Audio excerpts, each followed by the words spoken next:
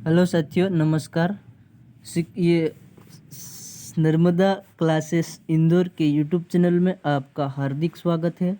तो साथियों, मध्य प्रदेश पुलिस परीक्षा 2022 यानी कि 8 जनवरी से होना है, तय है। तो इसके अकॉर्डिंग हम यह क्वेश्चन लेकर आए हुए हैं।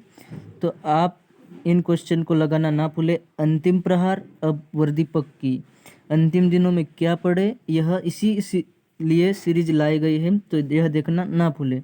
अगली स्लाइड की ओर बढ़ते हैं कि पुनः आपका नर्मदा क्लासेस के यूट्यूब चैनल पर हार्दिक स्वागत है, अभिनंदन है। तो चलिए साथियों, आज का क्वेश्चन है हमारा, स्टार्ट करते हैं। हमारा है पहला क्वेश्चन कि सबसे जहरीली गैस कौन होती है? Carbon monoxide, chloro acetophenone, acetylene, ethylene. बताइए सबसे जहरीली गैस कौन सी होती है? तो जो सबसे जहरीली गैस होती है कार्बन मोनोऑक्साइड। कौन सी? कार्बन मोनोऑक्साइड जहरीली गैस होती है। तो ये हमारा सही उत्तर होगा ऑप्शन ए, कार्बन मोनोऑक्साइड।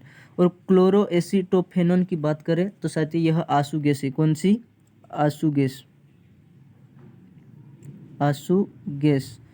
और एसिटिलीन की बात करें तो एसिटिलीन यह वेल्डिंग गैस है और कच्चे फलों को पकाने वाली गैस है।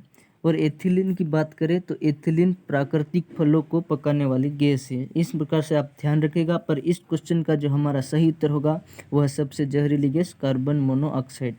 अगले क्वेश्चन की ओर बढ़ते हैं। अगला क्वेश्चन है कि निम्न में से लॉफिंग गैस कौन सी है? निम्न में से लॉफिंग गैस कौन सी है? बताइए लॉफिंग गैस कौन सी है? निम्न में से लॉफिंग गैस कौन सी है? Nitrous oxide, butane, methane, methane, CFC, chlorofluorocarbon. तो बताइए निम्न में से लॉफिंग गैस कौन सी है? तो साथियों, निम्न में से जो लॉफिंग गैस है नाइट्रस ऑक्साइड। कौन सी? नाइट्रस ऑक्साइड लॉफिंग गैस है, जिसे हम हंसाने वाली गैस भी कहते हैं। तो हमारा सही उत्तर होगा option A, nitrous oxide. Clear हुआ? अगले क्वेश्चन की ओर बढ़ते हैं। न्यूट्रॉन की खोज किसने की थी? न्यूट्रॉन की खोज किसने की थी? न्यूट्रॉन की खोज किसने की थी? बताइए न्यूट्रॉन की खोज किसने की थी? ऑप्शन है थॉमसन, चेडविक, रदरफोर्ड, गोल्डस्टीन। बताइए किसने की थी ये न्यूट्रॉन की खोज?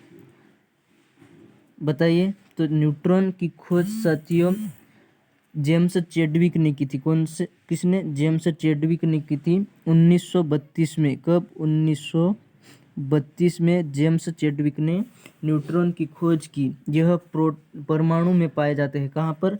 न्यूट्रॉन परमाणु में पाया जाता है। और परमाणु में यह न्यूट्रॉन में कई आवेश रहित होते हैं, इनमें कोई आवेश नहीं होता है। और यह नाभिक पर पाए जाते हैं, परमाणु के नाभिक में पाए जाते हैं न्यूट्रॉन। तो आप ध्यान रखिए कि इसके जो खोज की चेडविक ने। कब? 1932 में। अगले क्वेश्चन की ओर बढ़ते हैं। ऊर्जा संरक्षण का जनक किसे कहा जाता है? क्वेश्चन है ऊर्जा संरक्षण का जनक किसे कहा जाता है? ऑप्शन है मेयर, मोजले, सिले, प्लांक। बताइए ऊर्जा संरक्षण का जनक किसे कहा जाता है? आपके सामने क्वेश्चन है, वेरी IMP क्वेश्चन है मध्य प्रदेश पुलिस के लिए।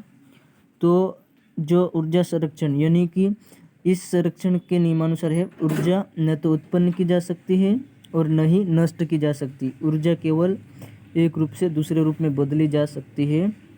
इस प्रकार इससे जो जनक किसे कहा जाता है? तो जनक रॉबर्ट जूलियस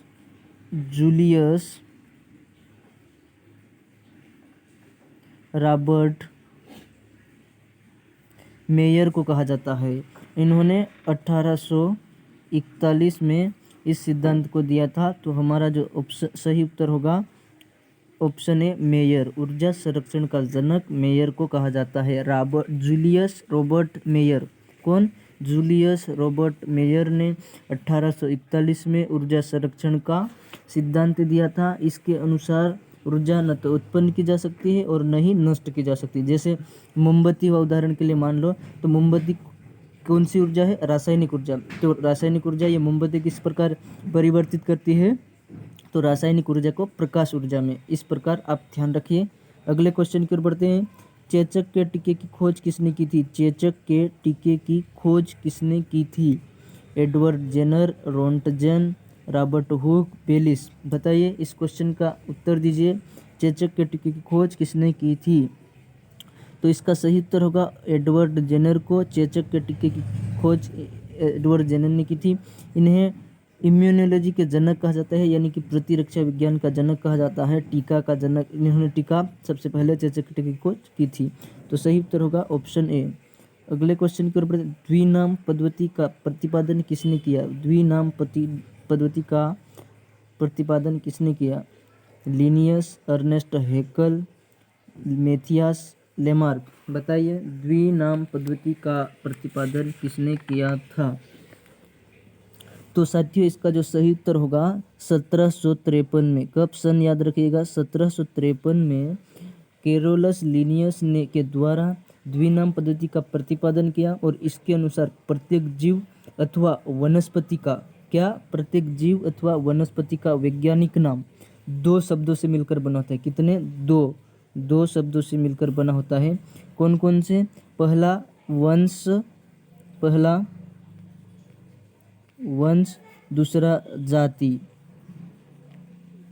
इस प्रकार से द्विनाम पद्धति का प्रतिपादन कैरोलस लिनियस के द्वारा 1753 में किया गया। और इनके अनुसार जीवों के जो नाम होते हैं वो दो शब्दों से मिलकर, पहला वंश और दूसरा जाति। जैसे आम का वैज्ञानिक नाम क्या है? Mangifera indica. तो मैंगीफेरा वंश हो गया और इंडिका जाति हो गई। इस प्रकार से आप ध्यान रखिएगा। अगले क्वेश्चन की ओर बढ़ते हैं। साथियों, हम आज यहीं तक। आपको वीडियो अच्छी लगे तो लाइक कीजिए, शेयर कीजिए और हमारे यूट्यूब चैनल को सब्सक्राइब कीजिए। नर्मदा क्लासेस इंदौर में आप पुनः अगली वीडियो देखने के लिए हमारे यूट्यूब चैनल को सब्सक्राइब कीजिए। और धन्यवाद। अच्छा लगे तो लाइक करना, शेयर करना और वीडियो को लाइक करना, शेयर करना, यूट्यूब चैनल को सब्सक्राइब करना। धन्यवाद।